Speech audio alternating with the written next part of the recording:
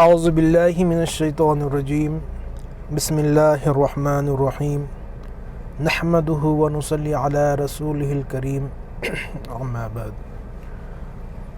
آج 5 مارچ 2021 جمعہ کا دن۔ آج ہم ایک بہت حساس مسئلے پر گفتگو کرنے کے لیے آپ کے سامنے آئے ہیں، اور یہ جو مسئلہ ہے یہ چند روز پہلے ہماری ایک اسلامی بہن کی جو سوسائڈ انہوں نے کیا حالات سے مجبور ہو کر، پھر اس کے چند دن کے بعد ایک خاتون بھی اسی طریقے سے ویڈیو بنا کر پھر انہوں نے بھی سوسائڈ کر لیا۔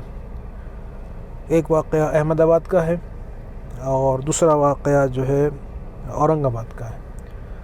تو بہرحال یہ جو میں ویڈیو بنا رہا ہوں، آپ سے گفتگو کرنے کی کوشش کر رہا ہوں، یہ بہت ہی بھاری من سے، بہت ہی جذبات کے ساتھ اپنے احساسات کو آپ تک پہنچانا چاہ رہا ہوں، اور امید ہے کہ جو میری گفتگو رہے گی وہ آپ تک پہنچے گی، اور ایک مسلمان کا ایک ایمان جو لایا ہے یا لائی ہے، اس کا یہ فرض ہے، اس پر واجب ہے کہ وہ حق بات کو پہنچائے، اور اپنے خیالات کو، اپنی خواہشات کو ایک طرف رکھتے ہوئے اللہ کا کلام اور رسول اللہ صلی اللہ علیہ وسلم کی سیرت، صحابہ کی سیرت، اہل البیت کی سیرت، اس کی روشنی میں فیصلے کریں، نہ کہ اپنی خواہشات کے مطابق فیصلے کریں،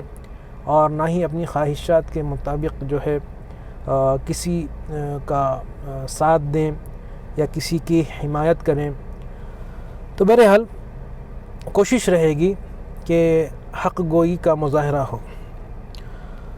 تو پہلی بات تو یہ ہے کہ جو ہماری اسلامی بہن احمد آباد والے یا اورنگ آباد والے جو بھی ہیں، انہوں نے جو کام کیا ہے اس کی ہم پہلے مذمت کرتے ہیں، کیونکہ اسلام میں سختی کے ساتھ جو سوسائڈ ہے، آتما ہتیا ہے، خودکشی ہے، اس کو حرام قرار دیا گیا، اور اس کے لیے یہ کہا گیا ہے، احادیث کی روشنی میں اس کا مفہوم بیان ہوتا ہے کہ قیامت تک جو بھی خودکشی کرتا ہے اس کو اسی انداز سے سزا دی جاتی ہے، موت دی جاتی ہے، پھر زندہ کیا جاتا ہے۔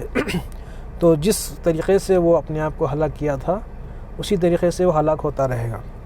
بہرحال یہ ایک معاملہ ہے، تو ہم کبھی بھی سوسائڈ کرنے والوں کے لیے ہمدردی نہیں کر سکتے ہیں، پہلا رخ ہے، کیونکہ یہ ایک ٹرینڈ بن جائے گا اگر ہم اس کی حمایت کریں گے یا کچھ ہمدردی کا اظہار کریں گے، یہ ایک ٹرینڈ بن جائے گا، اور جو میرے خیال سے بن چکا ہے، کیونکہ ایک خاتون چند روز پہلے فوت ہو گئے، اور دوسرے خاتون ایک اس کے فوراً بعد ویڈیو بنایا اور وہ بھی فوت ہو گئے۔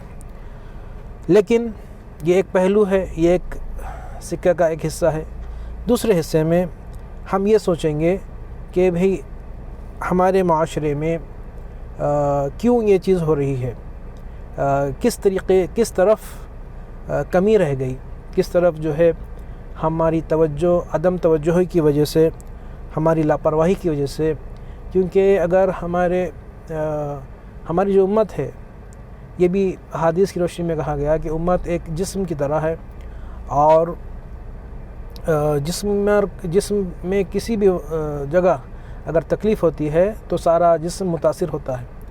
تو ہمارے معاشرے میں اگر کوئی برائی ہے اور ہم بے پرواہ بیٹھے ہوئے ہیں، کیونکہ وہ ہمارے گھر میں نہیں ہے، وہاں ہے، ہم کو اس سے کیا لینا دینا ہے، اگر یہ انداز سے آپ بیٹھے ہیں تو جان لیجئے کہ آپ کا اسلام سے کوئی تعلق نہیں ہے، کہ اگر آپ کا اسلام سے، اسلامی معاشرے سے تعلق ہوتا تو ضرور آپ کو بھی تکلیف ہوتی۔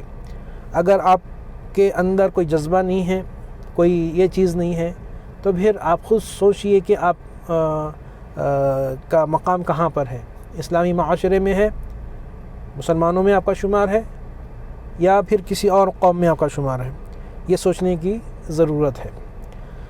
اب یہاں پر جب سے یہ سوسائڈ ہوا اور نیشنل میڈیا پر یہ بات آئی، بلکہ معاملہ تو انٹرنیشنل بھی ہو چکا، تو بہت سارے لوگ جو ہے بہت ساری باتیں کر رہے ہیں. کوئی علماء کرام پر طنز کس رہے ہیں، کوئی شریعت جو ہماری شریعت ہے، شریعت مطہرہ ہے، اس پر انگلی اٹھا رہے ہیں جیسا پہلے بھی اٹھائے تھے. اور کچھ لوگ کچھ بول رہے ہیں، کچھ لوگ مرد حضرات کو برا بول رہے ہیں، کچھ لوگ علماء کرام کو برا بول رہے ہیں، کچھ لوگ معاشرے کے جو ذمہ داران ہیں ان کو برا بول رہے ہیں.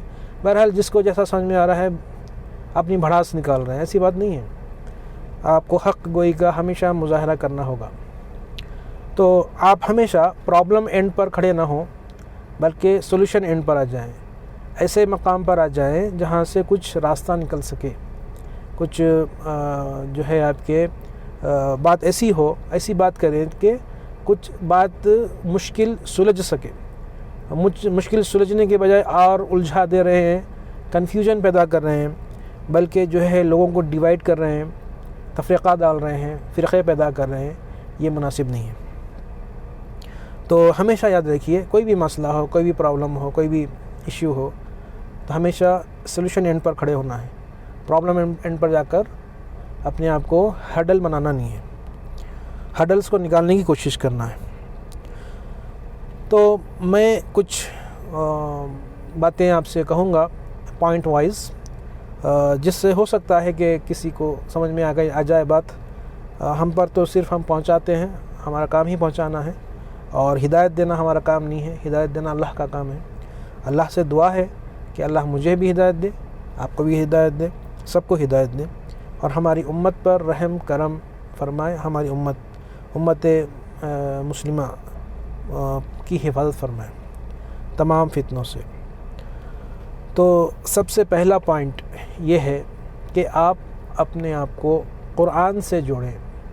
قرآن کی جو تعلیمات ہیں اس سے ربط پیدا کریں. ٹھیک ہے. اب قرآن سے جوڑیں. یہ کیسے جوڑیں؟ اس کے لیے ایک ہی راستہ ہے، 100 راستے نہیں ہیں. ایک ہی راستہ ہے کہ آپ عربی سیکھیں. جب آپ عربی سیکھ لیں گے تو آپ قرآن عربی میں ہیں. یاد رکھیے، آپ بچپن سے آپ جو ہے کئی لینگویجز سیکھے ہیں، کئی مضامین سیکھے ہیں، کئی کورسز کرے ہیں. یہ بڑے ہو گئے ہیں اور کئی کورسز کرے ہیں. نوکری کو پیش نظر رکھتے ہوئے کئی کورسز کرے ہیں. سمجھے آپ اپنی دنیاوی مقاصد کو پورے کرنے کے لیے کئی علوم آپ سیکھ لیے ہیں. ٹھیک ہے. لیکن جو اللہ کی جو کتاب ہے، اللہ کا جو کلام ہے، یہ کلام اللہ ہے جو ہم سے خطاب کر رہا ہے، اور وہ آیتیں گزرتی ہیں. ہم اپنی زندگی میں 100 بار، 500 بار، 1000 بار، نہ جانے کتنے بار قرآن پڑھ چکے ہیں، لیکن ہم کو یہ معلوم ہی نہیں ہے کہ اللہ تعالیٰ ہم سے کیا چاہتا ہے، کیا وہ ہم سے کہنا چاہ رہا ہے. یہ ہم کو معلوم نہیں ہے کیونکہ ہم کو عربی نہیں آتی. تو کم سے کم اتنی عربی سیکھ لیجئے کہ آپ کو یعنی کہ قرآن فہمی پیدا ہو جائے. اور ماشاءاللہ سے بہت سارے لوگ سیکھ بھی رہے ہیں اور بہت سارے لوگ سکھا بھی رہے ہیں. تو یہ کوئی زیادہ یعنی کہ کوئی ٹیکنالوجی آپ سیکھنا نہیں ہے. عربی سیکھ لیجئے، قرآن خود بخود سمجھ میں آ جائے گا. اگر آپ یہ کہیں گے کہ ترجمہ پڑھ لیں گے، تو یاد رکھیے آپ ترجمہ کبھی نہیں پڑھیں گے. ترجمہ پڑھنے کے لیے آپ تیار نہیں ہوں گے، آپ کے پاس وقت نہیں رہے گا. آپ جیسا پڑھتے آ رہے تھے، ریڈنگ کر رہے تھے، ابھی بھی آپ ریڈنگ ہی کرتے رہیں گے. تو ہر آیت پر سے جب آپ گزریں گے، ہر سورے پہ سے جب گزریں گے، تو آپ کو پتہ چلے گا کہ اللہ تعالیٰ کیا چاہ رہا ہے ہم سے. تو ہماری زندگی کا جو مقصد ہے، جو اس دنیا کا جو مقصد ہے، وہ مقصد سمجھ میں آ جائے گا جب آپ قرآن کو سمجھ کر پڑھیں گے. ٹھیک ہے. سیکنڈ پوائنٹ یہ ہے کہ اپنے بچوں کو اچھی صحبت دیں، اور آپ خود بھی اچھی صحبت حاصل کریں. ٹھیک ہے. جو اچھی صحبت والے لوگوں میں آپ بیٹھیں گے، اٹھیں گے، تو پھر ایسے واقعات ہوں گے ہی نہیں. اور اس کے لیے آپ علماء کرام پر جو لوگ طنز کر رہے ہیں، اس سے اچھا ہے کہ آپ یہ اپنے آپ سے سوال کریں کہ آپ نے اپنے بچوں کو کتنا علماء کرام کی صحبت میں رکھا. ٹھیک ہے، آج آپ علماء کرام پر طنز کر رہے ہیں، وہ فلاں کر رہے ہیں. کوئی کہہ رہا ہے کہ بھئی نکاح پڑھانے کیوں گئے، کوئی کہہ رہا ہے کہ جہاں جہیز دیا جاتا ہے فلاں علماء کرام کیوں پہنچ گئے. تو صاحب آپ سب ٹھیک ہے، لیکن ہم نے اپنے آپ کو علماء کرام سے کتنا جوڑا، یہ بھی ایک سوال ہے. ہم نے اپنے بچوں کو کتنا علماء کرام کے حوالے کیا، یہ بھی ایک سوال ہے. ہم خود علم حاصل نہیں کرتے اور نہ ہی ہم اپنے بچوں کو علم حاصل کرنے کے لیے علماء کے حوالے کرتے ہیں. پھر جب کوئی واقعہ ہوتا ہے تو ہم علماء پر زور دیتے ہیں، طنز کرتے ہیں، ان پر اعتراض کرتے ہیں، جبکہ وہ ہمارا اثاثہ ہے. وہ اپنی ساری زندگی اسلام کے لیے دے دیے، ہم کیا دیے ہم کو خود سوچنا ہے. اور جو لوگ، جیسا کہ کوئی جماعت میں کوئی اسٹوڈنٹ ہے، وہ کلاس نہیں کرتا ہے اور وہ فیل ہو جاتا ہے، اور بعد میں جب فیل ہو جاتا ہے پوچھتا ہے کہ بھئی ٹیچر نے کچھ نہیں کیا. ٹیچر تو اپنا کام کر رہا تھا لیکن اسٹوڈنٹ موجود نہیں تھا. تو یہ بھی ایک نقطہ ہے کہ ہم علماء کرام کی صحبت حاصل نہیں کر رہے ہیں. پھر جب کوئی ایسا کچھ واقعات ہوتا ہے، معاشرہ خراب ہوتا ہے، تو پھر ہم جو ہے علماء کرام کو ہی اس کا یعنی کہ نشان ملامت کرتے ہیں. یہ غلط بات ہے. اب ہم کو سیکنڈ پوائنٹ ہو گیا. اب تھرڈ پوائنٹ دیکھیے آپ، ہم کو حاسد کی پہچان کرنا ہے. یاد رکھیے آپ، ہمارے معاشرے میں جو بگاڑ ہو رہا ہے، اب یہ جو موجودہ جو معاملہ ہے، یہ معاملہ آپ کے میاں بیوی کا معاملہ ہے، ظلم و زیادتی جو ہو رہی ہے اس کا معاملہ ہے. تو یاد رکھیے یہ حاسدین جو اطراف جو رہتے ہیں نا، قریبی رشتہ دار اور قریبی دوست جو حاسدین رہتے ہیں، ان سے ہوشیار رہنا ہے، ان کی پہچان کرنا. ٹھیک ہے، اور اپنا جو معاملہ ہے اس کو آپس میں ہی حل کر لینا. کسی تیسرے آدمی تک آپ پہنچائیں گے تو تیسرا آدمی آپ کو غلط مشورہ دے گا، اور ہر طرف غلط مشورہ دے گا. ادھر بھی غلط مشورہ دے گا، ادھر کا حاسد ادھر غلط مشورہ دے گا. تو دونوں غلط مشورے پر جب دماغ ہمارا خراب ہو جائے گا تو پھر ایسے واقعات ہوتے ہیں. کہیں پر طلاق ہوتی ہے، کہیں پر جو ہے کچھ برائی ہوتی ہے، کہیں پر اس قسم کے واقعات ہوتے ہیں. تو بیسکلی ہم جو ہمارے جو اطراف جو حاسدین ہیں ان کی پہچان کریں، جو ہمارے ہی رشتہ دار ہیں اور ہمارے ہی دوست ہیں.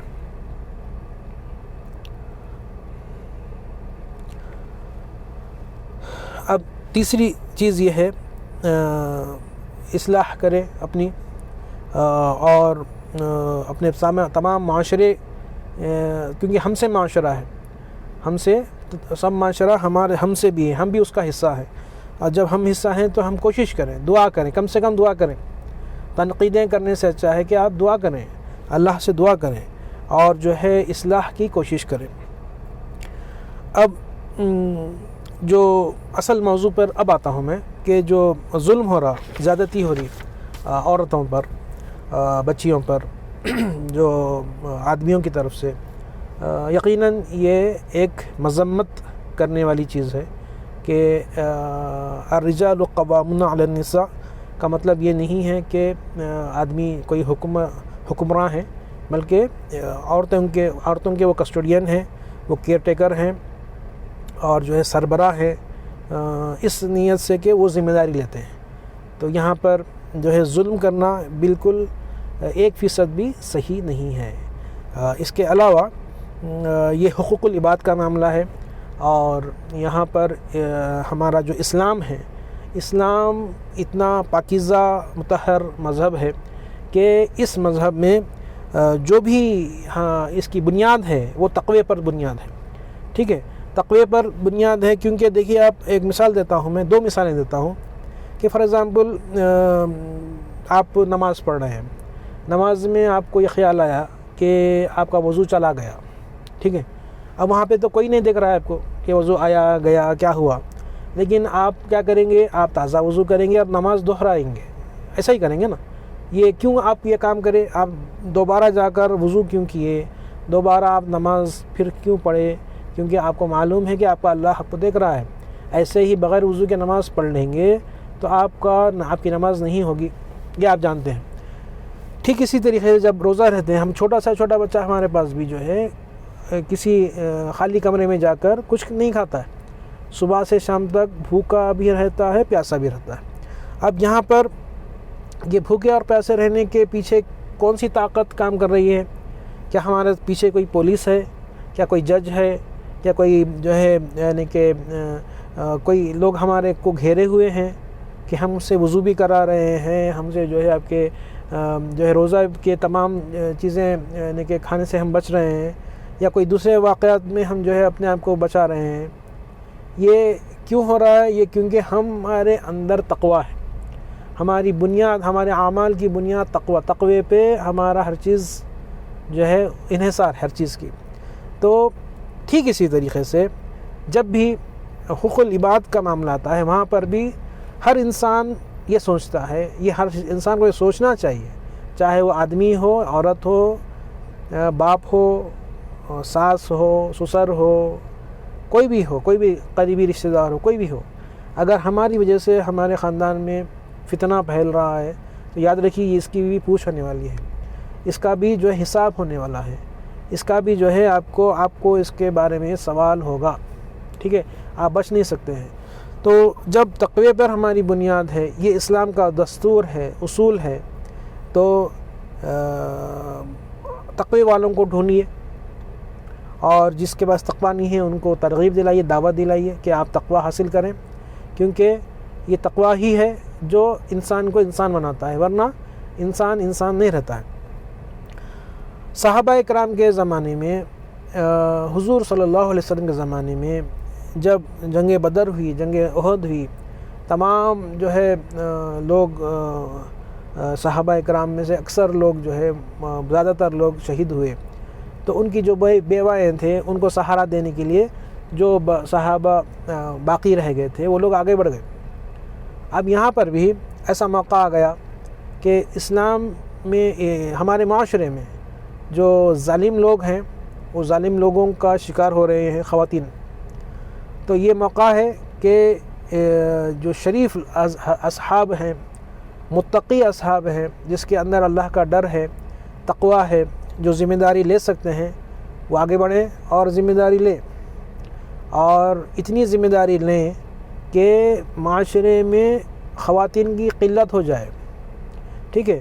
اب یہاں پر ایک بات ہے جس سے آپ شاید متفق ہوں یا نہ ہوں، مجھے پرواہ نہیں ہے اس کی، وہ یہ ہے کہ جو ڈیمانڈ اینڈ سپلائی کا معاملہ ہے، اب فی الوقت آدمیوں کا ڈیمانڈ ہے نا، جو یعنی کہ لڑکوں کا ڈیمانڈ ہے، تو وہ لوگ اپنا ڈیمانڈ دکھا رہے ہیں، کیونکہ بہت ساری لڑکیاں بیٹھی ہوئی ہیں شادی کرنے کے لیے، کوئی موجود نہیں ہے۔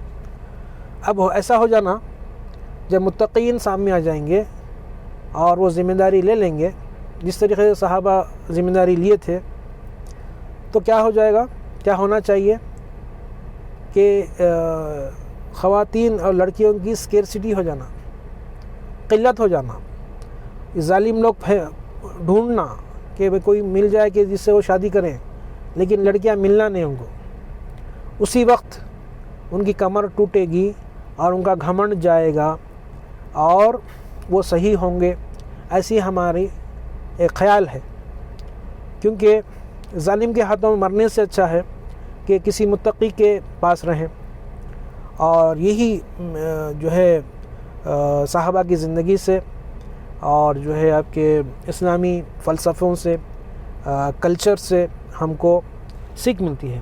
لاسٹ پوائنٹ میں آپ کو یہ کہنا چاہ رہا ہوں کہ ہم مسلمان ہیں، الحمدللہ اللہ کا فضل و کرم ہے، کلمہ گو مسلمان ہیں، لیکن کیا ہم کلچرلی بھی مسلمان ہیں؟ ہم کس کلچر سے کو اپنائے ہوئے ہیں؟ کوئی امریکہ میں بسے ہوئے ہیں تو وہاں کا کلچر اپنا لیا، کوئی یورپ میں بسا ہوا ہے تو وہاں کا کلچر اپنا لیا، کوئی ہندوستان میں بسا ہوا ہے تو ہندوستانی کلچر اپنا لیا۔ تو ہم کلچرلی مسلمان ہیں یا نہیں ہیں، یہ سوچنے کی ضرورت ہے، کیونکہ جو کلچر ہم اپنائے ہوئے ہیں، جو رسم و رواج ہم اپنائے ہوئے ہیں، جس رسم و رواج کے لیے ہمارا معاشرے میں لوگ سود کے اوپر پیسے لیتے ہیں، ایسی چیز ہے سود جس کے لیے اللہ نے جنگ کا اعلان کیا سود کے خلاف. سود پر پیسے لے کر وہ شادیاں کر رہے ہیں، وہ کھانے کھا رہے ہیں، کھلا رہے ہیں. تو میری درد مندانہ اپیل ہے کہ کلچرلی بھی ہم مسلمان ہو جائیں اور ایسے شادیوں میں نہ جائیں، بائیکاٹ کریں. آپ یہ مت کہیے صرف علماء بائیکاٹ کریں، آپ بھی بائیکاٹ کریں، میں بھی بائیکاٹ کروں گا، میں تو کرتا ہی آ رہا ہوں کہ ہم ایسے شادی میں جائیں نہیں جہاں پر کھانے کا ڈیمانڈ ہو رہا ہے، جہاں پر جہیز لیا جا رہا ہے، جہاں پر لڑکی والوں کو ستایا جا رہا ہے. نہ جائیں. وہ شادی کرتے ہیں، نہ کرتے ہیں، کیا کرتے ہیں، ہم کو اس سے پرواہ نہیں ہے. وہ کھانا کھلا رہا ہے، کھانے کا ڈیمانڈ کر رہا ہے، جہیز لے رہا ہے، آپ کو معلوم ہو گیا، اب نہ جائیں. آپ یہ مت بولیے کہ قاضی صاحب نہ جائیں، علماء دین نہ جائیں. میں یہ کہہ رہا ہوں کہ سب نہ جائیں. سب لوگ جب بائیکاٹ کریں گے، اگر آپ یہ کہیں گے کہ قاضی صاحب نکاح نہ پڑھائیں تو یہ کوئی سیر حاصل بات نہیں ہے. وہ لوگ مسجد میں آئیں گے، نکاح کریں گے، قاضی کو بلائیں گے، پھر جا کر وہی اپنے 5 اسٹار ہوٹل میں یا جو ہے کسی ریزورٹ میں جا کر بیٹھ جائیں گے، وہاں پھر سے کھانا کھلائیں گے.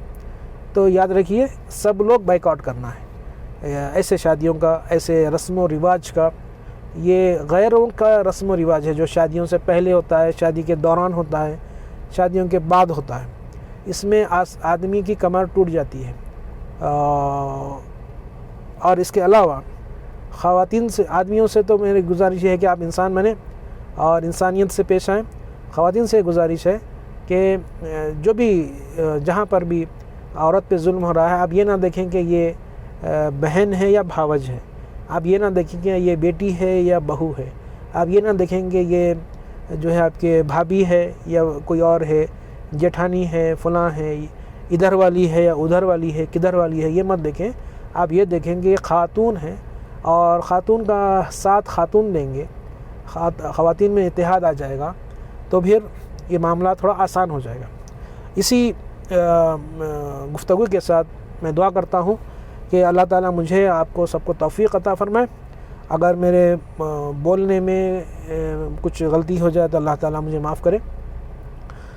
بولنے میں، سمجھنے میں کچھ غلطی ہو گئی، کوتاہی ہو گئی تو اللہ تعالیٰ درگزر فرمائے اور حق بات سمجھنے کی، سوچنے کی اور اس پر عمل کرنے کی نیک ہدایت عطا فرمائے. اللہ تعالیٰ جس بندوں کے ساتھ نیکی کا یعنی کہ معاملہ کرنا چاہتا ہے اس کو دین کی صحیح سمجھ عطا فرماتا ہے.